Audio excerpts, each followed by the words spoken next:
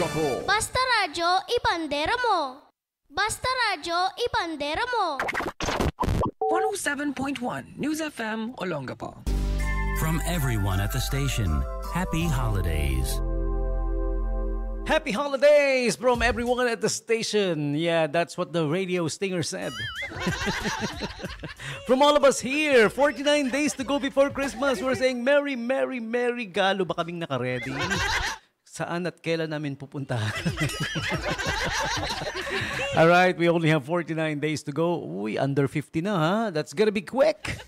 It's like a month and 20 days na lang. Yeah, a month and 19 days na lang ang 49 days to go before Christmas. Yay! Kamusta yung mga tropa ko? Ano bang latest balita? Ano bang latest na kaganapan ngayon? Uy, kanina sa ano ha, yung doon sa ano sa St. Joseph. Yun, akala ng marami may kaguluhan doon. Wala naman, hindi naman kaguluhan 'yon. Sabi ng ating report mula kay Kuya Jojo Perez, simulation exercises ng Olongapo Police isinagawa. Oh, simulation exercises lang 'yon, okay? Nagmistulang makatotohanan na eksena ang nasaksihan ng publiko sa isinagawang simulation exercises ng Olongapo City Police Station sa 18th Street, Barangay East Bahak-Bahak, Olongapo City ngayong hapon. Oh, nadaanan ko yun, napadaan ako doon eh. Ayon sa East Bahak-Bahak, punong barangay Erma Manalang, coordinated umano sa kanilang tanggapan ng naturang simulation exercises na kung saan ay ipapamalas ng kapulisan ang kanilang kahandaan at pagresponde sa isang case scenario. Yan. Okay. Nauna dito, nagsagawa ng earthquake drill kaninang umaga ang iba't ibang departamento at lokal na tanggapan ng lungsod bilang paghahanda na din sakaling mayroon hindi inaasahan na mangyaring insidente.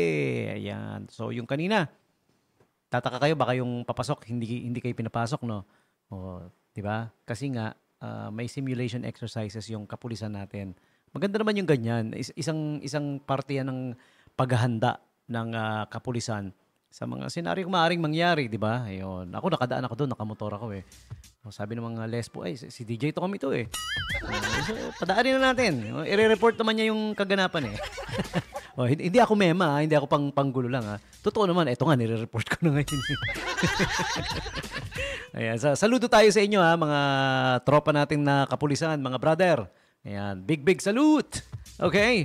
Ayan, salamat sa pagpapadaan kanina. Hindi, naka-ano naman ako, naka-media ID naman ako kasi, kaya understood yun. Di ba? Okay. So, we should appreciate that the police is doing this. Paminsan-minsan lang naman eh. Kung di man kayo nakadaan, pasensya na. Medyo na-traffic kayo dun sa lugar na yung kanina. Pasensya na rin. May mga alternate route naman eh. Ako, nag-alternate route ako pagkatapos ko maki-usi. Hindi ako nakiusi. Tiningnan ko yung gawain. May responsibilidad kami sa media na i-report sa inyo yung mga ganyang kaganapan. Ito na nga, nire-report na nga natin ngayon. Okay. Ayan, so welcome. Ano ngayon? Thursday. Weebies, sabi ni mother ni Manny Pacquiao, Junisha. Weebies. Uy, sa office namin, meron na kaming whiteboard na kung saan kasi tatlo kami dun sa office namin. Para nagkakaalaman kami kung sino yung nakaliba ko ng ganitong araw ha. Parang doon kami nag-iiwan ng messaging, no. Wala pang laman. Nilagyan ko kanina yung favorite saying ni Manny Pacquiao tsaka ni Nonito Donaire. Nilagay ko doon. Alam niyo kung ano yung favorite saying ni Manny Pacquiao tsaka ni Nonito Donaire tsaka yung iba pang boxer? It's better to give than to receive.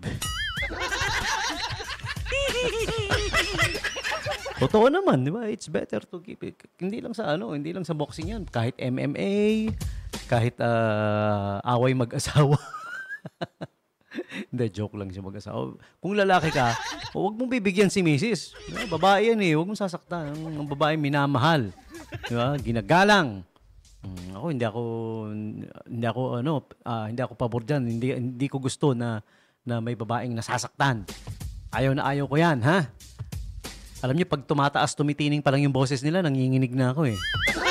Alam mo yung boses na, bakit ngayon ka lang umuwi ng madaling araw na? Gano'n yung tumitining. Ang tawag nila doon, ultrasonic, women's ultrasonic voice. Yun ang tawag nila doon. Pag nag-ultrasonic na yung boses na yan, yung mga babae, si Mahal, pag nakarinig ako ng gano'n, yung ba't sabi ko sa'yo, uwi ka maaga, ha? Pag nakakarinig ako ng gano'n, kinakabahan ako, ninenervyos ako eh. ganyan din yan sila, sila Kuya Mac Navarez. Tsaka si Kin Protasio. Pag nakakarinig ng ultrasonic sound na boses ng girlfriend. Tsaka si Kuya MRE. Pati ako kung si Jan din. Si Jan mukha naman mabait no? Diba sinabi ko sa'yo, huwag ka magpapaumaga. Mahal. Nag-ultrasonic ka naman. Natatakot ako. Hindi ako si Mahal. Ang santo niya to. Sumanib pala. Ay, sa panahon ngayon, may ganun-ganun pa ba? May ganun pa rin ba? Yung sinasaniban ng duwende, sinasaniban ng Santo Niño.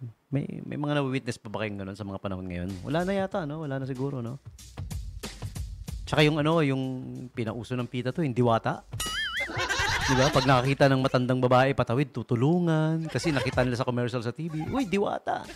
Tinulungan yung matanda, naging diwata, di ba? Binigyan ng reward yung pagtulong sa kanya. Yung nakakita, di ba? Sabi niya, wow, pwede pala yun. Sabi nung nakakita. So, tuwing may makikita silang matanda, tinutulungan nila, no? Ayan. One time, may tinulungan akong tumawid, eh. Akala ko, diwata. Pagharap, engkanto, eh. Bahala ka, tumawid ka mag-isa mo. Joke lang yun. Pag tutulong tayo. Labus-labusin natin. O isa pa yun ha, sa nakakainis ha. Alam niyo naman, nagmamot-mot ako ngayon kasi layo ng radio station. Nagmamotor ako. Isa pa yun sa nakakainis ha. Pet peeve ko yan eh. Pag parating sa intersection, malayo pa lang, nagme-minor na ako, nagtawag dito, nagdadahan-dahan na. Di ba? Ganun dapat. May tumatawid o wala. If you're approaching intersection, slow down. Hindi yung iba nakikita na may patawid no? Uunahan pa papaspasan para maunahan niya yung tumatawid. Anak kayo ng kurikong na amoy kagaw na amoy utot. Hindi pwede yun, ha? Hindi pwede yun. Kahit na walang tumatawid, paano kung biglang may batang tumakbo, biglang may tumawid? Kasi nga alam ng bata, tawiran yun, di ba? If you're approaching pedestrian lane, kasi hodang mabilis ka, you're coming from far, walang tumatawid, mag-slow down ka. And then pag may tumatawid, hayaan mong makatawid. Huwag mong uunahan. Ayan. Pet peeve ko yun. Nakikita ko yun minsan eh. Diba? Nakahinto ako sa pedestrian. Yung patawid, halfway pa lang sa kabilang lane, may makikita ka pumapaspas para maunahan yung tumatawid. Ang ginagawa ko, binubusinahan ko. Oo. Tapos sinasabi ko, may patawid. Umayos ka sa pagdadrive mo. Diba? Oo, pinapagalitan ko, sinisermonan ko. Oo. Pero pag bumaba ng kotse tapos ang laki, biglang cambio ko. Alam mo, concern lang ako sa'yo, pare. May aksidente ka eh. O, sige na. Andar ka na, lumampas ka na eh. Pag malaki. Pero pag sinlaki ko lang, anong gusto mo, ha? Hindi ba nakita may tumatawid? Makikipag-unahan ka? Mali yan, ha? Soli mo yung lisensya mo. Hindi ko kukunin, di ba? Parang siyong ay sa video, no? Di ba? Yung parang baliw. Akin ang lisensya mo! Pulang-pula yung mata mo, nakadrugs ka! Kinukuha yung lisensya, hindi naman siya traffic enforcer or hindi naman siya taga-LTO. Ibig nga yung traffic enforcer tsaka yung police, bawal nga daw mangumpis ka ng lisensya eh. Ang may karapatan lang pala kumanguha ng lisensya talaga is taga-LTO. Di ba? May LTO police. Yun. Oh. Pero kung hindi LTO yan, wala silang karapatang mangumpis ka ng lisensya. Okay? Pwede kang sulatan ng citation o tikitan ka, gano'n. Yun, ano pa yun eh. Civilian lang yun. na may malakas yung sapak eh, no? Lakas sa sapak eh, no? Nakadrugs ka, pulang-pula yung mata mo, akin ang lisensya mo lang, gigigil na ako sa'yo. Yun yung mga words niya, no? Parang siyong... Saan ba nakatira yung kumag na yun ng mga konyatan sa ngalangala? Nanggigil ako nung nakita ko yung video na yun. Ganun pala yung pakiramdam ng no? Yung gustong-gusto mong sapakin pero di mo magawa kasi nasa TV lang. nasa video lang. For the first time naranasan ko yun, yung nanggigil, yung gusto, muntik ko nang sampalin yung TV eh. Ang kulit eh, no? Wala sa ayos. Akin ang lisensya mo! Nanggigigil na ako sa'yo. Papatayin mo ako kasama ko pamilya ko. Ganun yung mga words mo, no? Ba nangyari doon? Dapat doon pinadala sa sa Scarborough Shoal eh. O di ba may mga feelers na parang gegerahin tayo, o parang magkakagera. Di ba? Yung mga post sa nakakakabay, nakakanervyos. Yung mga post na antabayanan nyo raw yan, yung galawan na ganito, ganun, baka parang, hindi naman sinasabi directly, pero yung mga nagpo-post parang nagpaparamdam na, di ba? Lalo pa, may mga nalalaman yung mga nagpo-post di ba? Yung iba nga sa kanila, matataas na tao pa parang, be aware daw, be on the watch out, be on the lookout, dahil, baka anytime soon, parang ganun, sakupin tayo, or, di ba? Kung magkakataon nga magigera, alam niyo yung suggestion ko, pag sama-samahin nyo lahat ng kamote driver. Kamote rider, yung mga nabigyan ng citation, yung mga natikitan, ay pag sama-samahin nyo yan, di ba? Kunyari, gera na, ilagay nyo sila sa frontline, nakasakay sa motorsiklo nila. Yan ang the best na panlaban sa gera, frontline. Alam nyo bakit? Yung kalaban, babanggain, di ba? Aantarin niya yung motor niya, babanggain, di ba? Tapos pag natamaan, makikipag-argue yan. Kayo yung nasa mali Wala kayo sa tamang linya kaya nabangga ko kayo Tapos pag nilabasan ng ticket, biglang tatakas. Sabay takas. Di ba magandang idea yan, no? Kamote Riders, frontline natin sa gera. Doble, triple yung sakit na dinulot nila sa kalaban, di ba? Unang-una, physical damage, binangga. Pangalawa, emotional damage dahil, alam mo yun, kinantahan pa ng inargue kayo yung nasa mali Kaya kayo nabangga di ba? Pinamukha pa sa kanila na mali sila, di ba? Emotional damage. Tapos pangatlo, syempre, titikitan mo sana para makabawi ka. O, the emotional damage na naman, putsa. Ay, sorry. Dumulas. Hindi ko natigilan. Di hindi natikitan. Gawain nila yan Pag titikitan na, tatakas na di ang sakit ng damdamin nung kalaban. Mamamatay sa sama ng loob yung kalaban natin pagka Kamote Riders yung hinarap natin Siya.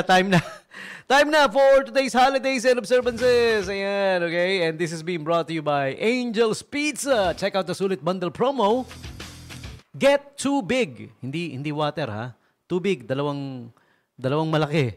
Too big. Yun, hindi water. Get too big pizza. Sulit Bundle promo. Too big pizza, any flavors, and get a free medium-sized pizza. Plus 1 liter. Free lychee lemonade and a lifetime APC loyalty card for only 1,049 na lang. Bilagsak presyo na, 1,049 na lang. So visit Angel's Pizza now, number 395 Fender Street, Rizal Avenue Extension. Call or text cellphone number 0927-117-9020. Okay?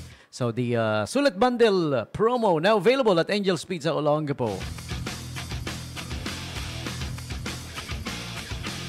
And may nag-post dito, yung nagtatanong, hello, open pa po ba kayo? I'll let you guys know the secret. Hanggang alas 12 ng ating gabi, ayan, nakalagay na nga sa Facebook. Ito naman nagtanong, sa Facebook siya nagtanong, nakalagay, pindutin. Alam niyo, pag may mga tanong kayo sa mga establishment, bago kayo magtanong, para hindi kayo magmukhang syusyunga-syunga. Tingnan niyo muna yung about, click niyo yung about. 'Di ba sa Facebook page may yung page ng mga establishment, may about, 'di ba? Ano yung oras, store operation hours, cellphone number, call or text number. Available ba sa mga delivery rider app? Nakalagay naman sa about 'di ba? Ang masama kasi nakalagay na doon tapos nagtanong ka pa. Parang yung group chat sa group chat ng mga estudyante sa school, 'di ba? Yung mga magulang, sasabihin ni teacher, ipaghanda nyo sila bukas ng umaga, meron silang exam. Okay? Yun yung sinabi ng teacher. Sabay ba may magko-comment, may papasok. Sir, umaga ba o hapon yung exam? Kasasabi lang ni madam or ni sir na paghandain yung mga bata bukas ng umaga yung exam nila. Sir, umaga po ba o hapon? Tapos isa pa sa masakit sa ulo yung masarap iuntog yung bangs sa pader, yung biglang may magtatanong, "Sir, bukas na ba yung exam nila?" May mga ganun no? Di ba? May mga ganun minsan sasabihin ng teacher, magdala ng pad paper lang ha, dahil mag-e-exam sila. Magtatanong, "Sir, magdadala pa ba sila ng gamit?" Nag-exam sila. Ay, school teacher problems. I know. Ay. Okay, enough na. That's, time now for the holidays and observances. Ayan, okay.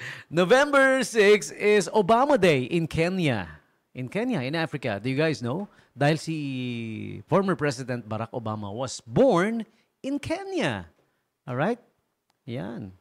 Kenya. Yan yung bansang madalas magtanong kung kaya mo ba. Kenya. Hindi nyo alam yun, no?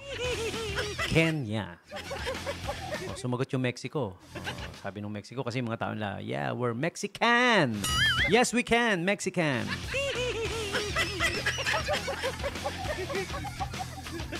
Tapos may sumagot na hindi raw pwede. Alam niyo kung anong bansa yon? Sabi niya, Norway! Hindi raw pwede, sabi niya. Kalaban naman ng Norway, positive naman. Di ba? Pwede raw, pwede. Alam niyo kung anong bansa yon? Sabi niya, Yemen! Positive yung answer, di ba? Yemen! Meron ding bansa na na hindi matanggap yung nangyayari, hindi niya matanggap. Kaya napasabi na lang siya, oh man. Oh man. Napapag-aralan ba sa school yan? Hindi yata, no? Ito na, today's holidays and observances. Ito kasi, no? Si Obama kasi, Kenya, Kenya Day. Obama Day, in Kenya. And what else? Also, November 6 is International Day Against Violence and Bullying at School, including cyberbullying. Yan, okay? Ang November 6, ha? Yan, bullying awareness. No bullying in school. Hindi pwede. Wag. Okay? End it now. Okay? International Day for Preventing Exploitation of the Environment in War and Armed Conflict. November 6. Ang haba, no? Yun na yun. Marijuana Recreational Legalization Day. Ayan. Recreational marijuana ang tinutukoy dito. Pero yung medicinal marijuana, yung for cure for maganda yan. May benefits talaga yan. Recreational, really not that important. Pero if you come to think of it, marijuana is, alam nyo, masyadong nadidemonize ang marijuana sa mga paurong na bansa. I'm not saying paurong tayo, pero isa tayo sa masama ang tingin sa marijuana. I don't do marijuana dahil illegal sa bansa natin. I'm being honest. I'm not being a hypocrite. I like what marijuana can do to the body. Okay? Unang-una plant yan, medicinal yan. Kapag nag-smoke ka ng weed, hindi ka gaya ng alak or other drugs na nagiging, alam mo yun, praning, violent, di ba? Marijuana makes you happy, puts you in a good mood, di ba? Kaya di nyo napansin, di ba, yung mga marijuana users, yung mga nag-i-smoke yan, ang impression na, yeah, gano'n, di ba? Happy lang, happy. Totoo yun.